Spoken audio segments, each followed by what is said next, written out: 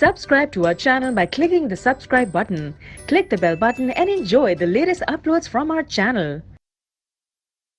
Now see question 16. Question is the sum of the first three terms of an AP is 33. First three terms किसी AP की उनका सम 33 है.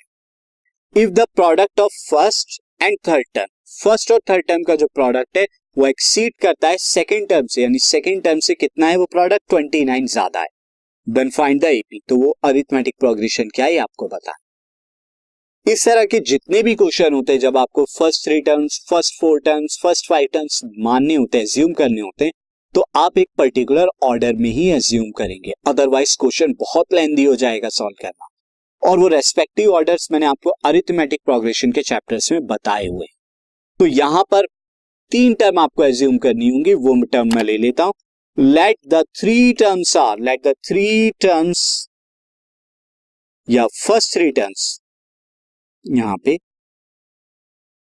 First three terms are, मैं यहां पे क्या ले लेता हूं, A minus B, then A plus B.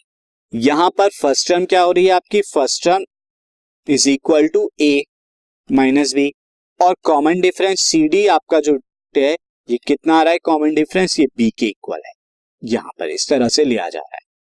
अब यहां पर आप देखें, यहां पे sum of the first three terms जो है 33 है. Now according to question A minus B plus A plus B is equal to 33. तो आप देखिए यहां से ए की वैल्यू बहुत इजी हो जाएगी फाइंड आउट करना. तो ये हो गया A minus B plus A plus B is equal to 33. That comes out to be से B cancel, 3 is equal to 33 and A is equal to 11 जो है आ गया. Market first.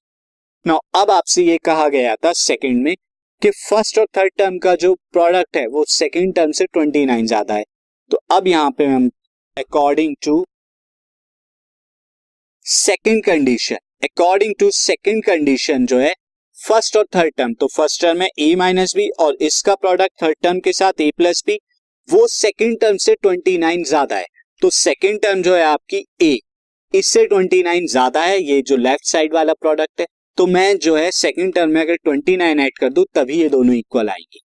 अब यहाँ ए की वैल्यू आपको पता है, तो ये क्या हो जाएगा, फर्स्ट ऑफ ऑल ये A square minus B square हो जाएगा, that is A plus 29. Now A की जगह 11 रख दीजिए, तो 11 square minus B square is equal to 11 plus 29. ये आपने फ्रॉम थर्ड या फ्रॉम फर्स्ट से लिखा है. Now 11 square 121 minus B square, और 11 और 29 यहाँ पर कितने हो जाएंगे, 40 हो जाएंगे. So this implies that B square की जो वैल्यू आएगी, बी स्क्वायर इज 121 माइनस 40, और 121 में से जब 40 को माइनस करेंगे तो आपको 81 मिलेगा. अब बी स्क्वायर 81 है, that means B square is equal to 9 square. और जब इस तरह की फॉर्म होती है कि एम स्क्वायर ये किसी कांस्टेंट के स्क्वायर के इक्वल होता है, तो एम की वैल्यू प्लस माइनस के होती है. तो यहाँ की बी की वैल्यू भी क्या आएगी, ये प्लस माइनस 9 आएगी. अब बी की दो वैल्यू आई है तो आपको तीन अलग अलग ये टर्म्स मिलेंगी. Now when A is equal to कितना आया था, 11 and B is equal to plus 9. तो टर्म्स आपकी क्या हो जाएंगी, फर्स्ट टर्म थी आपकी ए माइनस बी, टर्म्स पहली टर्म क्या थी ए माइनस बी, तो 11 माइनस 9 कॉमा 11 प्लस 9. तो ये आपकी कितनी आएंगी, this comes out to be 2 11 20. And when